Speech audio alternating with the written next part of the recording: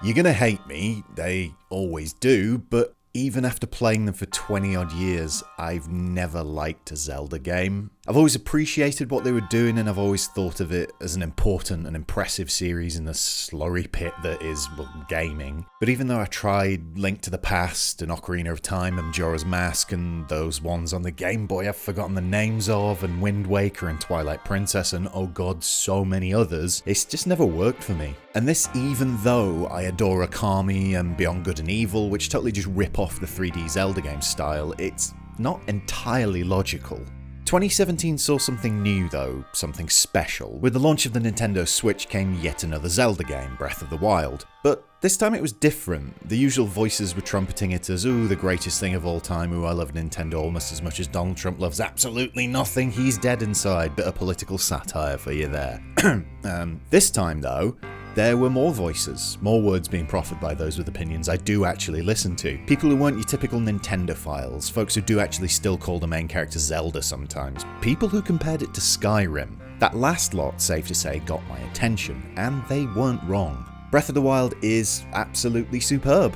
It's the type of game that grabs your attention quickly and screams in your face, "You will love me," while offering little treats here and there to break up the pain and or punishment. I'm not sure where this analogy has come from or how true it is, but I've said it, so I'll stick with it now. This is a game that hits so many notes perfectly, it's impossible to remember them all. I can couch it into one neat statement though. Breath of the Wild follows an internal logic that absolutely makes sense. Do not underestimate how important this is to a game, to an open world game especially. When you're lost in the woods for hours on end, you want to make a series of systems backing up the game that makes sense, not your usual gamey bullshit that makes it up as it goes along, doesn't allow honest experimentation and switches out your abilities on a whim. BOTW, as it must be called sometimes, operates openly, honestly, transparently. It tells you from the beginning, well, it shows you the power of fire, the fact you'll be able to fly, sort of. That there's a massive world out there to explore. No hiding, no subverting expectations, just here I am, here's how I work, go play. That's incredibly warm, a superb approach that endears itself immediately to me, or to anyone who plays it. The first time you're out in an open field in the middle of a thunderstorm and your metal armor starts bzzing, a technical term, you'll pause. You might realise in time, you might not, but when the lightning does strike you, you don't feel hard done by, you feel like you've learned another thing in the world that makes sense.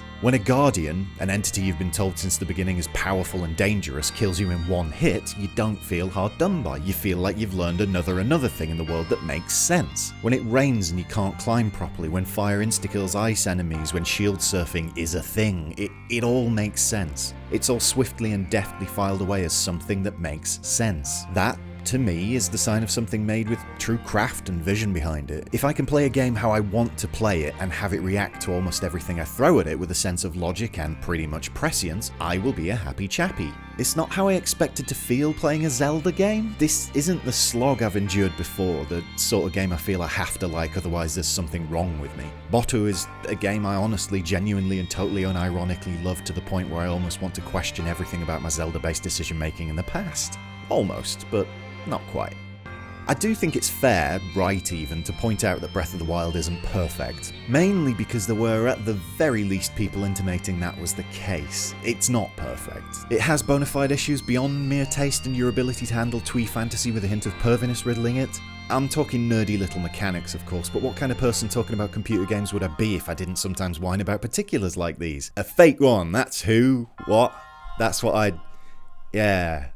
See, I can't take any game wholly seriously when it trades in so very much knockback. Getting hit means you should be walloped back a few steps and suffer the indignity of not being able to do something for a second, of course. Otherwise there'd be no challenge, and actually we'd secretly be playing Dynasty Warriors. But when you're thwopped in BOTW, you fly back half a dozen meters before ragdolling for, and I'm not being scientific here, about 45 minutes. It's jarring and frustrating, and it's a real issue with combat, especially against bigger enemies. Ditto the weapon and shield system, which sees things forged from the finest fighting steel shatter into a billion itty-bitty pieces after you've twatted 3 moblins on the head with it. Bad craftsmanship notwithstanding, it's another frustrating element that makes combat feel bitty, staccato, stop and start. On the flip side, I understand and appreciate its use. It forces you to experiment, to switch up your approach. A lot of people need that, otherwise they'll find generic Sword 1 and use it for 312 hours. I, though, will not do that. I like to experiment in game worlds that allow it. I'm a child of Deus Ex, well, a teen of Deus Ex, of GTA 3, of Metal Gear Solid 5,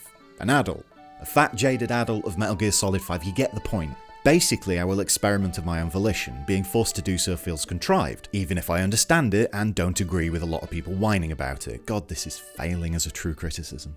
There's also the fact the story is shite, the voice acting laughable at times, the fact the sense of wonder at the world is sometimes replaced with a sense of utter boredom, though maybe that's because I'm also a child teen adult of the Elder Scrolls, so need my quest markers everywhere all the time. There's just a bunch of minor irritations basically, little issues and little problems that, when standing alone, don't bother me, but when placed alongside the universal and critical praise BOTW received, confuse me. But then I once again play the game, and I once again lose half a day to it, and I once again come to the conclusion that actually this is a phenomenal game. Something that really shouldn't have happened. Nintendo is stuck in its ways, it doesn't adapt with the times, it releases the same old stuff to the same old hyperinflated reaction. Except it hasn't done that. Breath of the Wild is a masterclass in open world gaming, easily standing alongside the aforementioned Metal Gear Solid 5 and Grand Theft Auto series as a bar raiser, one of the absolute best in the business. I may not amount to much more than a pile of bones and sarcastic skin in this world, so my opinion is worth about as much as the futile amount of loose change in my pocket, but for Nintendo to produce something in this genre at this level of quality, to surprise and endear me so much to a series that I'd all but given up on, is nothing short of a miracle. Alright, not a miracle, just a very surprising, unexpected thing, but that's not as impactful a statement. I don't think I'm wrong about the Zelda series in general, purely because, as I said, I do see it as a positive, enduring contribution to the world of gaming. I just don't like it.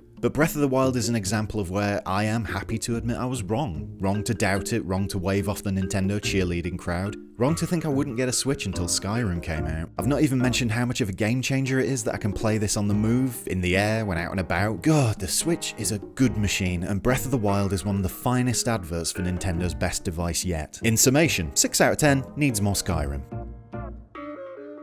Thanks for watching. Please do like, share and subscribe if you liked this at all. If you didn't, that's fine, I hate you too. Bye!